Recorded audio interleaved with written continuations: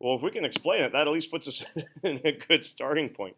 You said desire for human dignity, right? Okay. So for all of these things, and Virginia, with your kind of question, yes, you do want to be as specific as you can. Like I would say, you want to avoid general assertions. So Chief is scared, McMurphy is strong, confident. Yeah, if examples that I can get to emphasize that are what we're going to look for. So and not that you have to write this under human dignity, but having simple go-to things such as specifically, dot dot dot. For instance,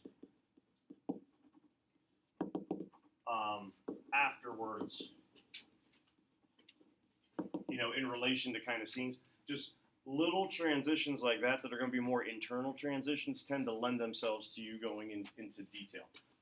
What folks have done a nice job of lately, and again, I know you haven't gotten it back with feedback, but with the independent reading essays, if you take a look at your independent reading essay that you did, most likely for most of us, if you compare it to the East of Eden essay from the beginning of the year, East of Eden essays were very segmented. So this paragraph is going to be about imagery. Here's this example of imagery. Now I'm going to write about this totally separate example of imagery, and I'm not going to worry about what I just wrote about in the first part of my paragraph. And it was almost, in a way, it was kind of like disjointed, which I expected. What folks are now doing a better job of is kind of stacking their evidence on top of one another, how one example leads into another. This example helps validate that previous example that I had.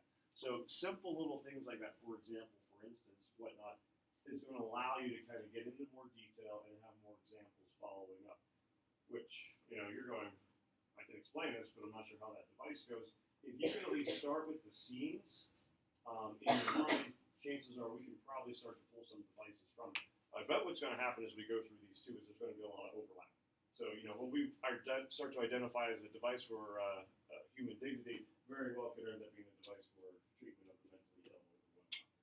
So what can you say about it? Not worrying about device. I feel like as though the whole thing of the book is like a lot of those people in the beginning were. I always go back to like the rabbits scene with Harding, or like we're just rabbits. She's the wolf. She's teaching us how to be wolves. Mm-hmm. We don't feel like they have respect as like actual people. And then as the book progresses, they start to become their own person. Okay. And then like as they grow, they want to take those risks and like become more. What would be, and not specifically, Sarah, anyone, what would be scenes where, doesn't mean I now have dignity, yes, I'm at my threshold, but where you can start to see that is beginning to happen, or even before it could be more of an apathetic view of, I'm not worried about that. I just want to make it through the day to, no, I do want to be respected and whatnot. I think definitely a scene that's like the showering scene. That's a big one. Okay. Like literally, like the whole concept of that is really dehumanizing. They kind of got their dignity back by laughing about it. Which also I was gonna say maybe laughter is a motif could be part of. I don't know if that was like. It could be. We'll go through scenes, and then we'll come back to like devices and whatnot. But no, it definitely could be. So shower scene. And honestly, if I'm going shower scene, I'm probably going to go with something before, because again, I can kind of start to stack these things on top of one another. What's going to come not like immediately right before, but shower scene. What other scene is going to kind of go along with it? We got the fishing trip.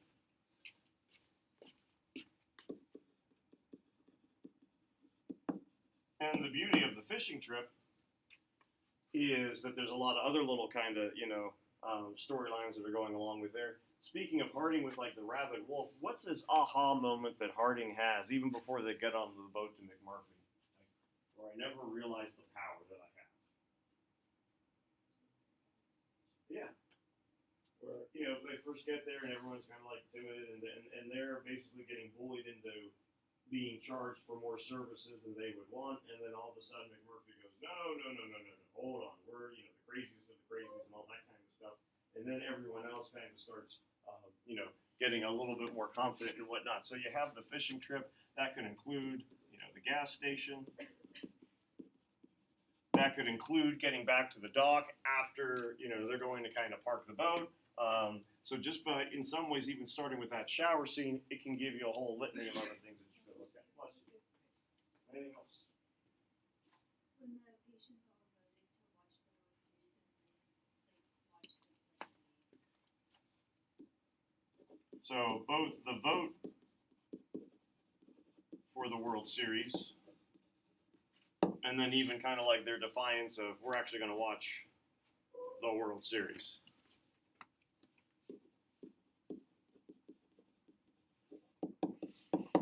So the vote for it and the watching of it. Okay. Good lesson. And the nice thing is we have things coming from part 1, we have things coming from part 2, 3, different areas with it. All right, now, and this is where you were kind of starting to go with some things. What would be some devices that you could start to kind of associate with these different things? So you were saying, Laughter as a motif, maybe because even like on the fishing trip they were laughing. I think the chief had that moment where he was like, "You need to laugh at your pain. If you do too much of that, like it's how you're human." I don't know exactly. I know he did the little bit where he talked about that. and again, that's something where you're not going to be, Yeah. well, how come you're not providing that very specific Yeah. quote and whatnot to it? And I think this would be, Virginia, a good place for like your question from earlier comes in. We have, okay, here's where laughter is starting to take place. And the idea is if you can laugh at yourself, you can kind of judge yourself and you have the ability to maybe not take things too seriously all the time. When are they not laughing?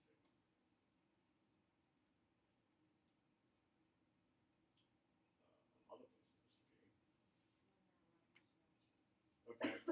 And especially at like the beginning, with the mention of the rabbit and the wolves and things like that, there's not going to be any laughter taking place if someone's making a comment and things along those lines.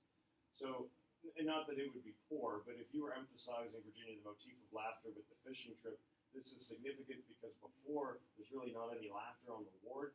You're not wrong, but you're not really kind of getting into those specific details. But if you were to go, the fishing trip really gets emphasized as it's a desire for dignity, and they really gain their dignity because they get the respect of each other, they get the respect of people at the dock, and they have the ability to kind of laugh at themselves. In contrast to when they are talking about Harding's personal issues with his wife, at the pecking party, laughter is not present there.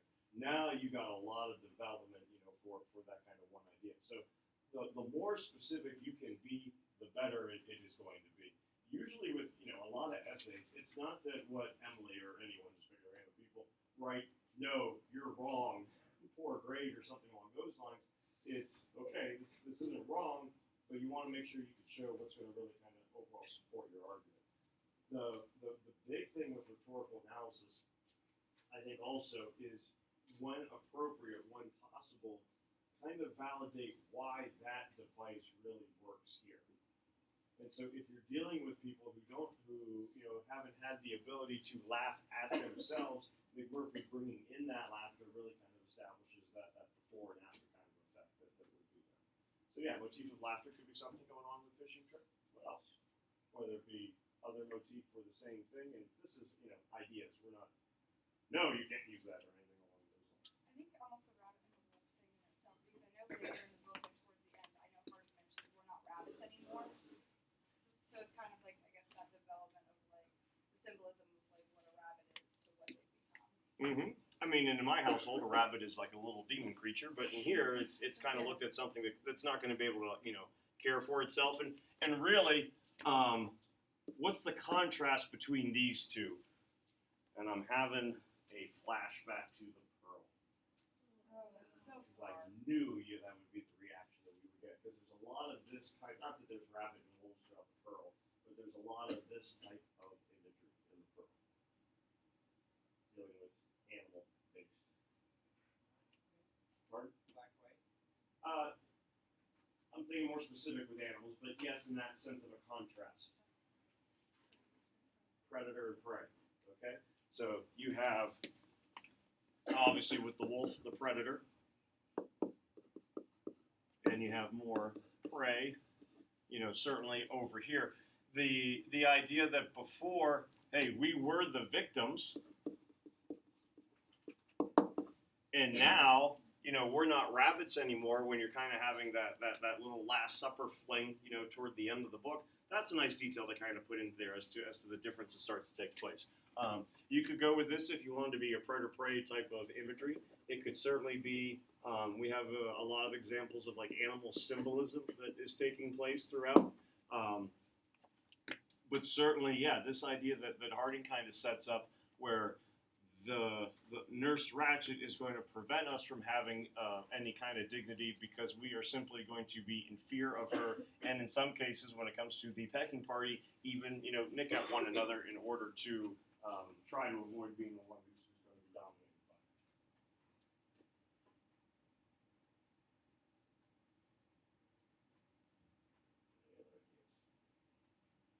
Do you think that the shower scene could be almost ironic because it's like they're, I don't know, I feel like it's something like that. Like they're in such a bad situation and it's so cruel, and but then they're also just like shrugging it off, laughing. It's kind of like it's a context. I don't know if it would be exactly, but I feel like there's something like that. Well, depending what you do, you mentioned laughter within the fishing trip. That laughter carries over into it's a fishing trip, okay? And not that everyone likes to go outdoors, but a fishing trip is supposed to be fun. Now, maybe Shay, let's go on a fishing trip. Worms, it's cold, not feeling it, but it's intended to be a good time. In contrast to the shower scene, this is meant to be basically a form of what by the nurse? It's going to be punishment. You had your fun, now you're going to deal with this. You said kind of irony. The irony of it is what are they doing during the shower scene that is supposed to be a punishment? Until it gets to George, is they're laughing it off.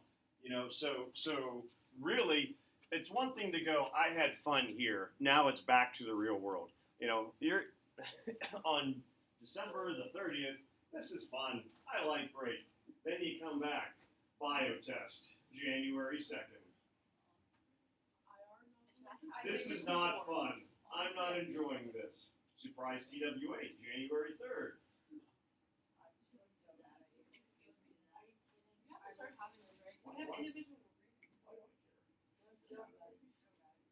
But if you start to sit down, oh, I'm so happy I just had break. TWA, I don't care. All right, let's go. This is fun. Here we go. And you're just laughing the whole way. That's an extension of. Not really an extension, but that's more of an indicator that there has been a significant change in you at that point. It's one thing to go, this is fun for now, and then, it's back to the real world. But if you've had a life-altering moment, even things that before would be extremely painful or that you would be, in fear of, and you're able to laugh it off, especially in this kind of environment, you've probably gained a certain level of respect for yourself and, dignity. And I'm able to use that now as I don't know if a defense mechanism is something I don't kind of clarify, but I'm able to kind of shrug it off, and it's not as big of a deal as it was before. So even if your emphasis for the scene ended up kind of being the fishing trip with that laughter motif, the fact that it kind of carries over to this shower scene would be something to go with. And again, same thing that you were mentioning before, Virginia. You could go fishing trip, they develop a sense of laughter, and they're able to maintain that throughout the rest of their lives, as compared to fishing trip, sense of dignity, they're able to laugh. And even when they get in a difficult situation like the shower scene afterwards, they're still able to laugh it off. You're adding more detail yet at that point. Now, a key word that is said, and one that I would expect you could use probably for almost any kind of theme or argument, is the big I word, irony.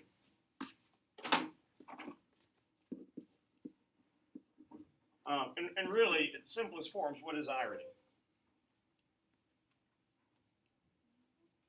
Good question. We'll discuss that on the fishing trip. Yes. Contrast? Pretty much, yeah. With irony, it's opposite, not what you expect to happen and whatever. But yeah, you're dealing with a contrast. What's my favorite contrast word?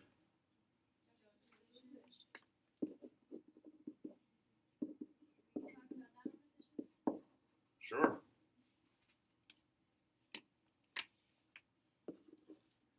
So a lot of these things would work in concert with one another when it comes to these scenes. It's ironic that the punishment of the shower scene ends up being a bonding experience. Um, and really, if you kind of go in big picture, it's expected to be the punishment, but what ends up happening because of it? I mean, McMurphy, Chief go off to Disturb as punishment for the fight that takes place. What happens to McMurphy on Disturb in a literal sense? He gets shocked.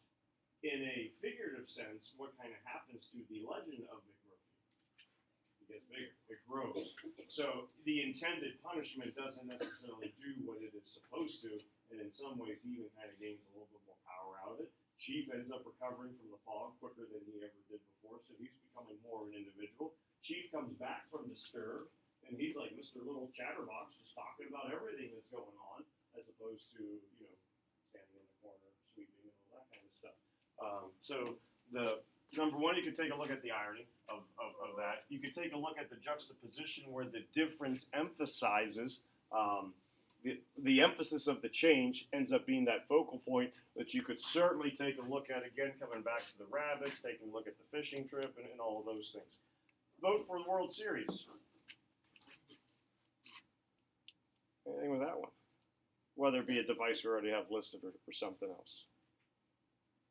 I feel like you could almost say like Bless you. mechanical because like you said yesterday, McMurphy was like plucking on Chief's hand, and then also like Chief doesn't take the pills because he thought there was like machines in there, and he doesn't want to like be like knocked off from unnaturally. And when he feels like McMurphy's hand is pulling him up, he feels like it's lifting him from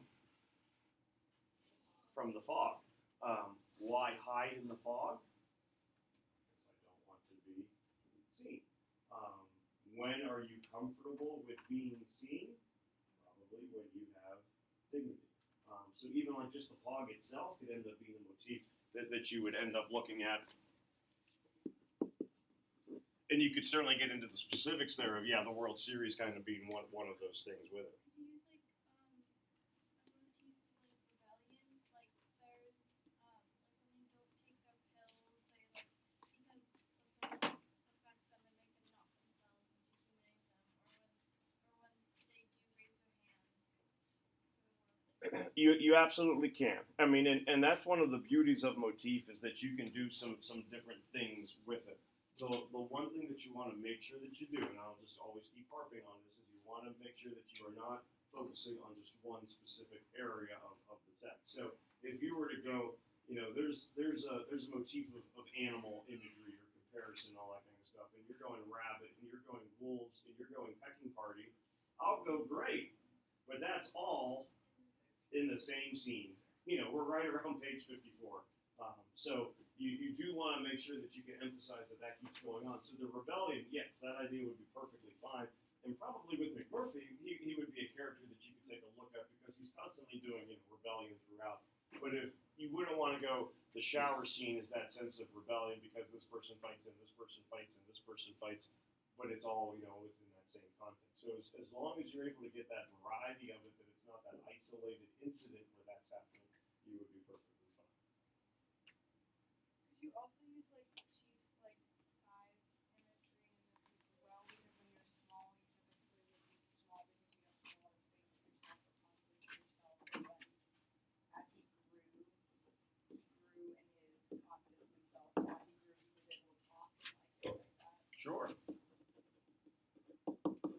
And this is where you could have like a little bit of carryover with some things where, I have the fog over here. I could talk about the F part of the fog, I guess. You could talk about the fog with his size motif. When he's small, he's going to be, in the mist and all those kinds of things. As he gets bigger, he's certainly talking. Kind of in a philosophical way, I guess, maybe, why does Chief kill McMurphy?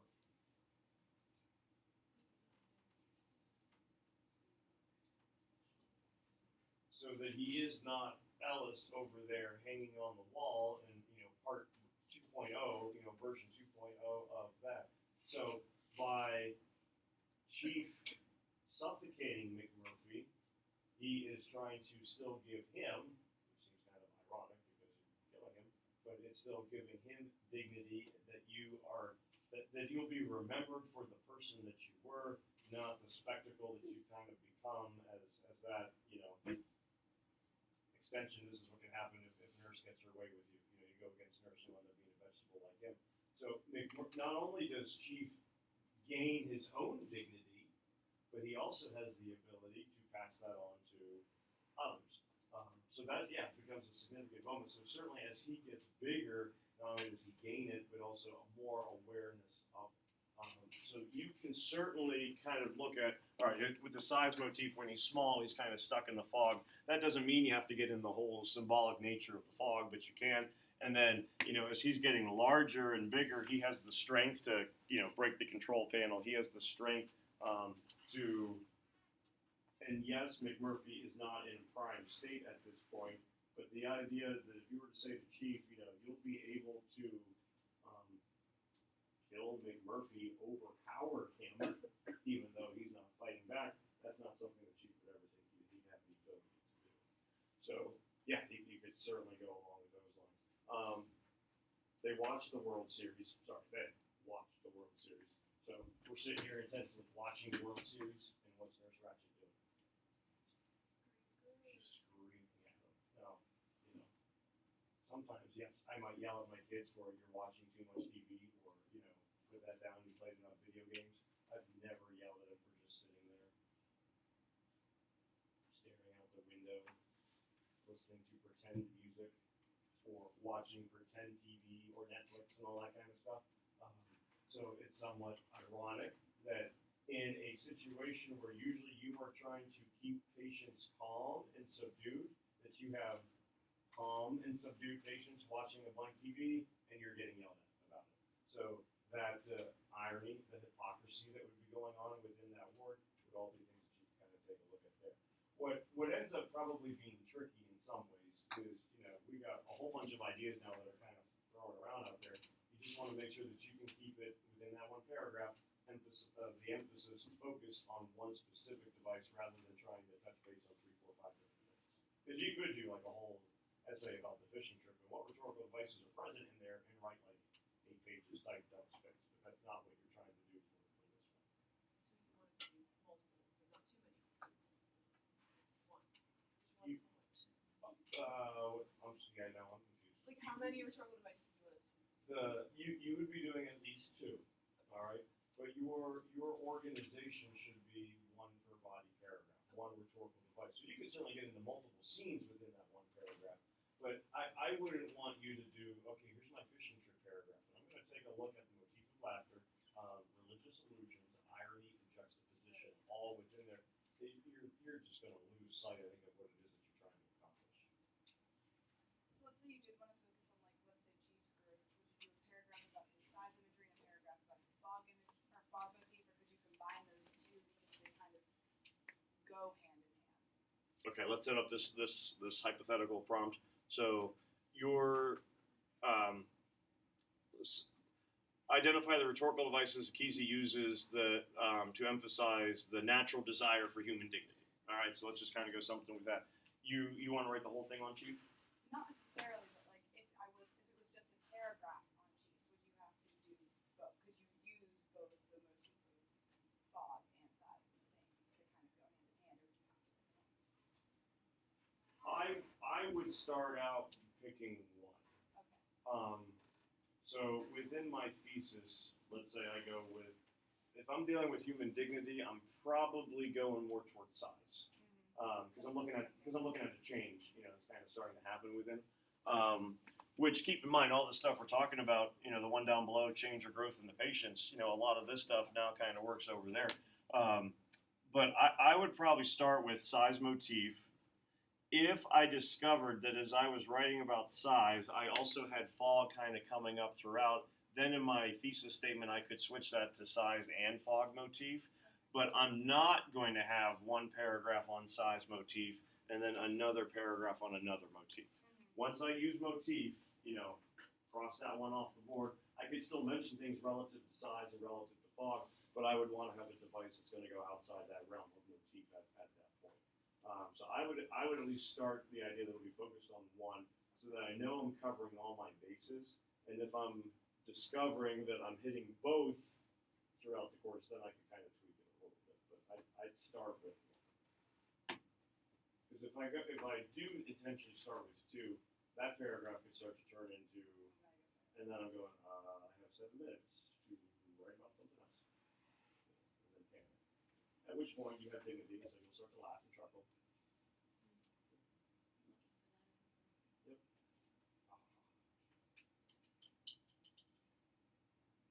That'll be my holiday gift to all of you. Johnny, here's your box of dignity. But yeah, I'd start with one. So when Sarah said, for me, it's human dignity, a lot of people are like, yep, me too. Can you at least see potential as to how I could start to write about something that might pertain to that? That was fairly successful. What else? Any other prompts? Not prompts, but ideas.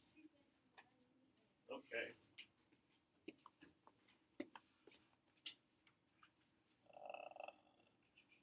Forget my numbers. There we go. Similar situation, you can say some things about it, but not exactly sure what you would want to do with it. All right. Take a lot of the scenes that we just talked about. Yeah. So thinking it, like I have kind of one thing, like how the treatment of them isn't right because they actually get better when they're not being treated than when they are being treated, I guess. Like when they're with McMurphy, and they go on the fishing trip or anytime McMurphy's there, it's a lot of them are less, I guess, insane than they would have been if they were just like.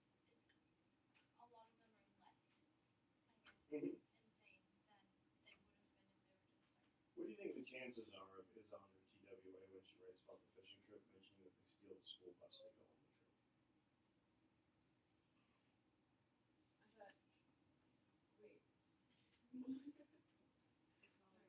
I was thinking about using Billy for my example for this one. Billy's fire. Literally. It's not a rhetorical device. No, but he's so sad. Whenever Nurse Ratched just. Yeah, so the idea that it's really, pretty much a hypocrisy. Not that that's a rhetorical device, but the idea that the treatment itself ends up not being therapeutic. EST would be a pretty good example of this.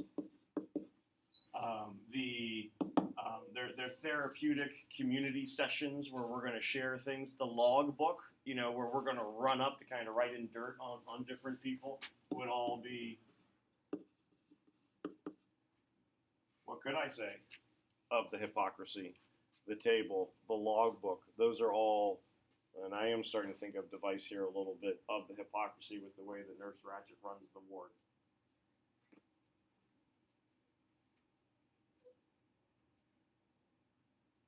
I thought Libby had it, but she was just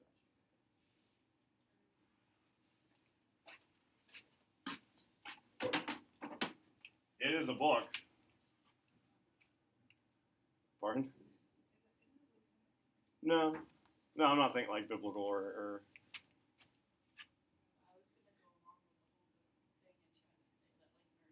I've officially corrupted all of you. And also said the EST table looks like a cross, and they're trying to make everyone the way that they want them to be, so they're trying to play God in a way. Symbolic of it, there's symbols, and keep in mind what a literary symbol is. That a log book is not. That is symbolic of hypocrisy. We cannot write down our names in that logbook, Mr. Dane, that we're going to use the past because that is symbolic of your tyrannical, power and all that kind of. No, it's a book. You're just going to write your name in. But within the course of the book, it is meant. The novel is meant to be symbolic of that kind of control that she has. When we were doing all this stuff on Friday about all those illusions and whatnot that was taking place, what was the genre that I mentioned? That the book could therefore kind of fall under, and it'd be a satire. And so, Virginia already read a satire with Adventures of Huckleberry Finn and all that kind of stuff. Anyone know what the real point of a satire is?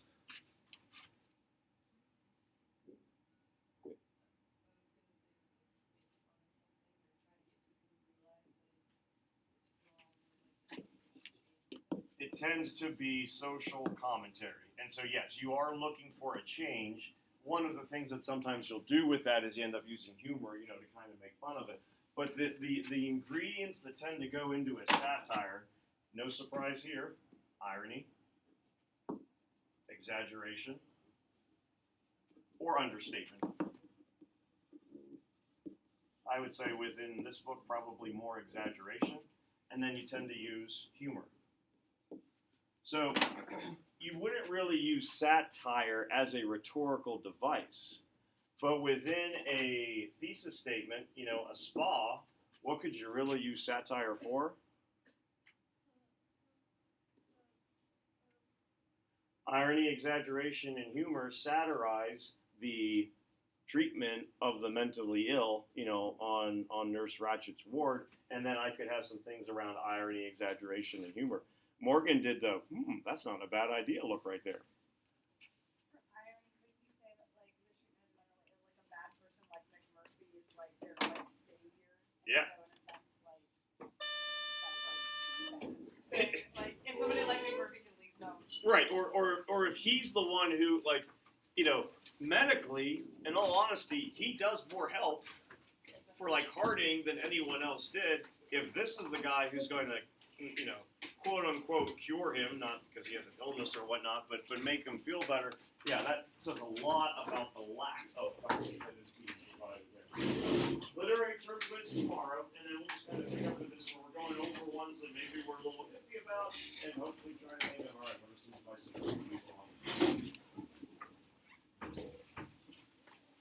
And then on Friday, I'll wait for the boxes of